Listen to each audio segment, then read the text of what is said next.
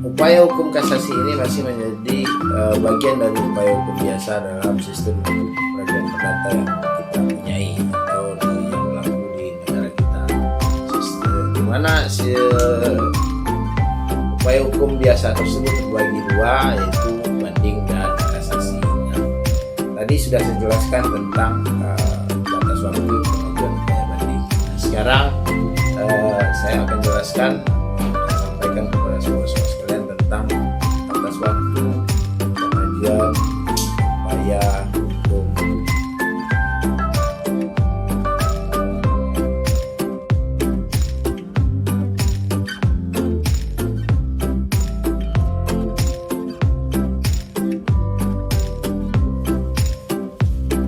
Assalamualaikum warahmatullahi wabarakatuh. Ketemu lagi kita dalam channel kesayangan Anda, PD27. Mudah-mudahan sobat-sobat sekalian sehat walafiat dan bisa menjalankan aktivitas dengan baik sebagaimana biasanya. Untuk itu, puji syukur kehadiran Allah Subhanahu wa taala tidak bosan-bosannya kita panjatkan atas segala nikmat yang telah kita nikmati selama ini, dan juga terkhusus lagi nikmat iman dan kesehatan yang telah beliau tanamkan atau yang telah ditanamkan ke dalam dada kita, dan mudah-mudahan kita tetap istiqamah dalam keadaan iman dan Islam tersebut, sehingga ketika di akhir hayat kita nanti kita bisa menghadap Allah dengan keadaan husnul khotimah. Untuk itu juga kita tidak lupa selawat beriring salam kepada junjungan alam Nabi besar Muhammad Sallallahu Alaihi Wasallam dengan mengucapkan Allahumma shalli ala Sayyidina Muhammad wa ala ali Sayyidina Muhammad. Harapan kita semua mudah-mudahan dengan banyaknya kita bersalawat kepada beliau, Allah izinkan kelak di yaumil mahsyar beliau memberikan syafaat kepada kita, sehingga bisa memberi catatan amal kebaikan kita atau menambah catatan amal kebaikan kita, dan kita termasuk kepada orang-orang yang beruntung di yaumil mahsyar kelak. Amin ya rabbal alamin. Nah, kali ini kita ketemu dalam channel Gusri PD27 yang sebagaimana telah saya informasikan sebelumnya, bahwa channel yang saya bangun ini bertujuan untuk yang pertama menyebarkan sebanyak-banyak ilmu pengetahuan, terkhusus ilmu pengetahuan tentang hukum. Yang kedua juga menyebarkan tentang dakwah Islamiyah, sehingga mungkin kita berdakwah secara langsung kepada umat mungkin tidak bisa karena keterbatasan waktu atau juga keterbatasan kemampuan, keterbatasan materi yang mau kita sampaikan.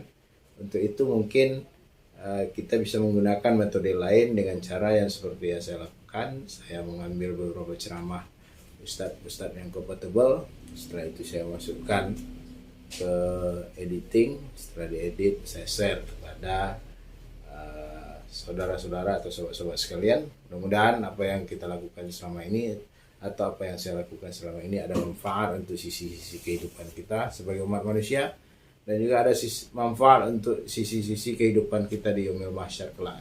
Amin. Kali ini kita akan mencoba membahas, atau saya akan membahas dan saya akan paparkan kepada sobat-sobat Gusri PD27 sekalian tentang upaya-upaya hukum yang ada di dalam sistem peradilan perdata kita, atau di dalam kita berurusan dengan dunia peradilan. Nah, di Indonesia itu dikenal ada sistem, kita menggunakan sistem hukum Eropa kontinental. Cuman keadaan sekarang kita tidak lagi murni menggunakan sistem hukum dalam Eropa kontinental, tetapi juga sudah bercampur dengan sistem Anglo-Saxon, juga bercampur dengan sistem-sistem hukum lainnya, bercampur dengan sistem hukum Islam juga tentunya. Nah, untuk itu perlu kita jabarkan atau perlu kita sampaikan kepada kaum awam bahwa apabila terjadi dengan pergulatan hak melalui wadah pengadilan atau melalui hukum, tentu kita harus pahami apa langkah-langkah yang harus kita lakukan, sehingga kita tidak salah kaprah atau tidak salah langkah dalam mengambil keputusan yang pada akhirnya akan berakibat atau akan berimplikasi kepada hilangnya hak-hak keperdataan sobat-sobat Gustrip PD 27 sekalian. Nah, sobat-sobat sekalian, kadang-kadang ada kita mungkin saking awamnya orang dengan hukum, ada suatu keadaan di mana ketika mendapat surat panggilan dari pengadilan menimbulkan suatu kepanikan yang gimana, yang tidak terkira gitu, sehingga menganggap ini adalah suatu kiamat atau suatu keadaan yang sangat tidak terbantu lagi. Nah, kenapa saya katakan demikian? Karena pernah terjadi ini di Pengadilan Negeri Pekanbaru sendiri, di mana seorang jurusita itu pernah ditikam lehernya oleh seorang atau pihak yang sedang dia panggil untuk menghadap sidang pengadilan. Nah, ini sangat miris sekali, ini sangat riskan sekali bagi para pegawai jurusita. Nah, kebetulan jurusita yang saya maksud itu juga sudah meninggal dunia. Mari kita sama-sama berdoa, mudah-mudahan amal ibadah beliau diterima di sisi Allah dan diampuni segala dosa-dosanya, karena saya juga kenal cukup baik dengan beliau semasa hidupnya. Nah, untuk itu janganlah sampai sobat-sobat sekalian ketika mendapat surat panggilan dari pengadilan mengalami suatu kepanikan atau mengalami suatu keadaan yang tidak terkontrol, yang sehingga bisa berakibat fatal kepada sobat-sobat sekalian. Nah, apa langkah-langkah yang perlu sobat-sobat lakukan ketika mendapat surat panggilan dari pengadilan? Yang pertama, sobat yang perlu lakukan adalah terlebih dahulu membaca, menganalisa apa sih sebenarnya isi surat itu, surat panggilan tersebut. Sebagai apa saudara atau sobat-sobat sekalian dipanggil ke pengadilan? Nah, itu intinya bisa dilakukan atau bisa dianalisis langkah-langkah apa yang akan dilakukan. Nah, yang pertama tentunya kalau memang sobat mempunyai keahlian atau pengetahuan tentang hukum, silakan dihadapi sendiri. Dan jika sobat-sobat sekalian tidak memiliki kemampuan untuk itu atau tidak memiliki keahlian untuk itu, tentu cara lainnya adalah dengan menyewa atau meng-hire orang yang memang berprofesi hukum atau yang biasa dikenal dengan penasihat hukum, pengacara, advokat, dan lain sebagainya, konsultan hukum. Nah, itu tentu orang-orang profesional seperti ini yang perlu sobat-sobat sekalian hire atau sobat sekalian bayar jasanya. Nah, nanti mungkin di video lain saya akan memberikan tips dan trik bagaimana untuk mencari atau meng-hire seorang advokat yang handal, yang baik, dan yang profesional dan bertanggung jawab dalam pekerjaannya. Tentunya saya tidak dalam kerangka mempromosikan diri saya sebagai seorang advokat. Nah, terlepas dari itu, pada video kesempatan kali ini kita akan membahas tentang upaya hukum yang ada di dalam sistem peradilan perdata. Yang pertama, kita akan membahas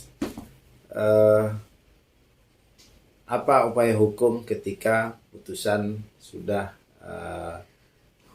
diucapkan atau disampaikan oleh pengadilan negeri. Nah, pengadilan negeri, pengadilan agama, atau pengadilan tata usaha negara. Nanti kita akan bahas tentang secara khusus tentang pengadilan hubungan industrial dan pengadilan niaga. Nah, ini adalah pengadilan khusus yang tentunya mempunyai suatu hukum acara yang khusus yang tentu akan kita bahas lebih khusus lagi. Nah, sekarang kita fokus pada pembahasan pengadilan negeri, pengadilan agama, pengadilan tata usaha negara. Nah, kita fokus membahas 3 dalam sistem peradilan kita ini. Nah, yang pertama, ketika mekanisme yang dilakukan oleh pengadilan adalah setelah adanya gugatan, proses jawab-menjawab, replik, duplik, saksi, pembuktian, dan segalanya selesai, nah, tentunya akan bermuara pada suatu putusan yang diambil oleh majelis hakim yang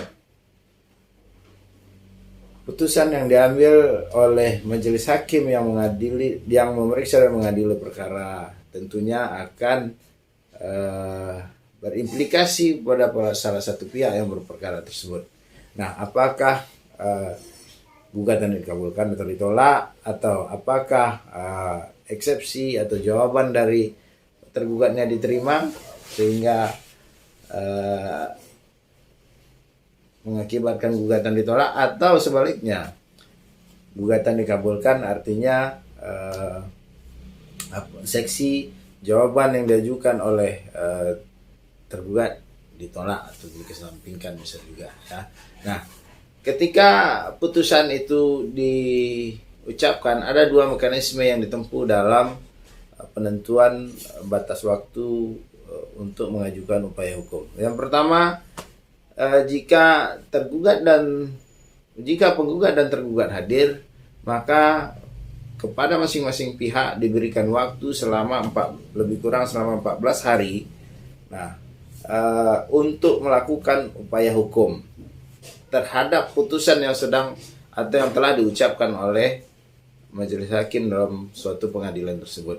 Nah, batas waktu ini memang kadang-kadang ada kesimpang siuran ya sobat-sobat sekalian, di mana ada yang menyatakan 14 hari kalender, ada juga yang menyatakan 14 hari kerja. Nah, sedapat mungkin bagi sobat-sobat sekalian yang sedang mengalami suatu perkara atau sedang berperkara di pengadilan, janganlah kalau ingin mengajukan upaya hukum tidak perlu menunggu sampai 14 hari kalender atau 14 hari kerja berakhir.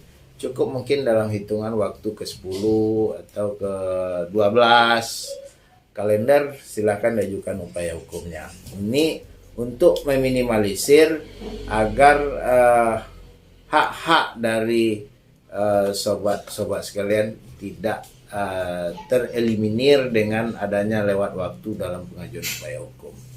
Nah, itu tadi ketika penggugat dan tergugat sama-sama hadir dalam pengucapan putusan di sidang pengadilan.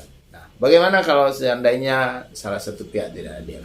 Nah, ketika salah satu pihak tidak hadir, katakanlah tergugat tidak hadir dalam pengucapan putusan yang dilakukan oleh majelis hakim, maka batas waktu bagi tergugat yang tidak hadir atau para pihak yang tidak hadir itu adalah 14 hari sejak putusan itu diberitahukan secara resmi melalui jurusita pengadilan. Nah, ini penting untuk dipahami oleh sobat-sobat sekalian, sehingga ada batas waktu dalam pengajuan upaya hukum yang ada batas waktu 14 hari sejak putusan itu diberitahukan kepada para pihak yang tidak hadir di sidang pengadilan pada saat pengucapan putusan. Nah, apabila sudah 14 hari, maka batas waktu pengajuan upaya hukumnya sudah terlewati. Artinya, putusan yang diucapkan oleh pengadilan tersebut dengan otomatis akan menjadi suatu putusan yang berkekuatan hukum tetap, atau yang biasa disebut di dalam bahasa hukum itu dengan istilah inkrah van gewits. Nah, ketika putusan itu sudah inkrah van gewits, maka saudara atau sobat-sobat sekalian tidak akan bisa lagi mengajukan upaya hukum kasasi. Nah, selanjutnya setelah upaya hukum banding yang sudah saya jelaskan tadi, maka kita akan masuk kepada upaya hukum kasasi. Nah, upaya hukum kasasi ini masih menjadi upaya hukum yang biasa ya. Nah, upaya hukum kasasi ini masih menjadi bagian dari upaya hukum biasa dalam sistem peradilan perdata yang kita punyai atau yang berlaku di negara kita. Di mana upaya hukum biasa tersebut terbagi dua, yaitu banding dan kasasi. Nah, tadi sudah saya jelaskan tentang batas waktu pengajuan upaya banding. Nah, sekarang saya akan jelaskan atau akan sampaikan kepada sobat-sobat sekalian tentang batas waktu pengajuan upaya hukum kasasi. Nah, upaya hukum kasasi ini dilakukan oleh para pihak yang berperkara yang sama-sama mempunyai hak, apakah tergugat atau apakah penggugat, pemohon atau termohon, sama-sama mempunyai hak yang sama dalam pengajuan upaya hukum. Nah, kapan para pihak ini bisa mengajukan upaya hukum? Tentunya setelah putusan dari diberitahukan kepada para pihak yang berperkara melalui jurusita pengadilan negeri. Jadi semua proses administrasi dalam berperkara itu dilakukan oleh pengadilan negeri. Walaupun putusan itu untuk tingkat banding diucapkan atau dibuat oleh pengadilan tinggi, sedangkan untuk putusan tingkat kasasi dibuat oleh Mahkamah Agung, tetapi segala proses administrasi mulai pada pemberitahuan, mulai kepada pemanggilan, segala macamnya itu dilakukan oleh pengadilan negeri setempat di mana para pihak itu berdomisili atau di mana perkara asal itu sedang diperiksa. Nah, kembali kepada perkara upaya hukum kasasi. Upaya hukum kasasi ini dilakukan oleh para pihak atas suatu putusan yang dikeluarkan oleh Mahkamah Agung yang tentunya belum mempunyai kekuatan hukum tetap. Artinya masih di dalam batas waktu yang ditentukan oleh undang-undang. Nah, kapan atau berapa hari batas waktu yang ditentukan oleh undang-undang dalam upaya hukum kasasi? Nah, sama halnya dengan upaya hukum banding. Batas waktunya tidak berbeda, yaitu selama 14 hari. 14 harinya itu dihitung sejak kapan? Nah, ini yang kadang-kadang menjadi persoalan antara penggugat dan tergugat. Tentunya tidak sama tanggal pemberitahuannya. Kalau memang pun ada sama tanggal pemberitahuannya, juga tentu tidak akan menjadi suatu persoalan, karena yang dihitung di dalam batas waktu upaya atau tenggang waktu bagi para pihak dalam mengajukan upaya hukum kasasi itu adalah 14 hari sejak putusan itu diberitahukan oleh jurusita kepada para pihak yang sedang berperkara.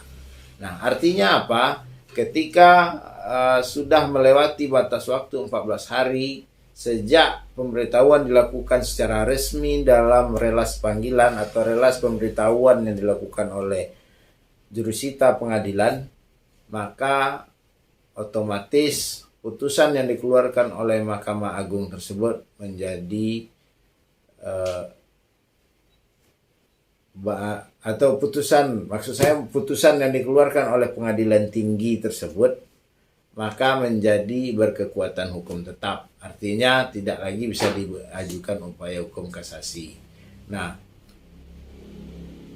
artinya ada batas waktu yang harus dipenuhi atau yang secara limitatif diberlakukan kepada para pihak yang ingin tetap mengajukan upaya hukum. Nah, ketika upaya hukum kasasi telah diajukan, suatu permohonan sudah diterima, artinya batas waktu tidak terlewati, maka proses selanjutnya pengadilan tentu akan mengirimkan berkas saudara atau berkas sobat-sobat sekalian kepada Mahkamah Agung. Oke, mungkin itu saja yang perlu atau dapat saya sampaikan dalam batas-batas waktu pengajuan upaya hukum biasa yang dimiliki atau yang ada di dalam sistem peradilan perdata kita. Cuma ada satu masa upaya hukum yang masih bisa dilakukan oleh para pihak, yaitu upaya hukum luar biasa. Nah, apa itu upaya hukum luar biasa? Nanti kita akan share dalam video lanjutannya. Silahkan sobat-sobat sekalian tetap stay tune di channel ini, karena tentunya banyak pembahasan hukum yang akan saya jabarkan, akan saya sampaikan kepada sobat-sobat sekalian. Mudah-mudahan apa yang disampaikan ini ada manfaatnya baik dunia dan akhirat untuk kehidupan kita semua, dan apa yang disampaikan ini bisa menjadi suatu amal jariah baik bagi saya yang menyampaikan ataupun bagi sobat-sobat sekalian yang mendengarkan. Mungkin juga sobat-sobat sekalian ingin dapat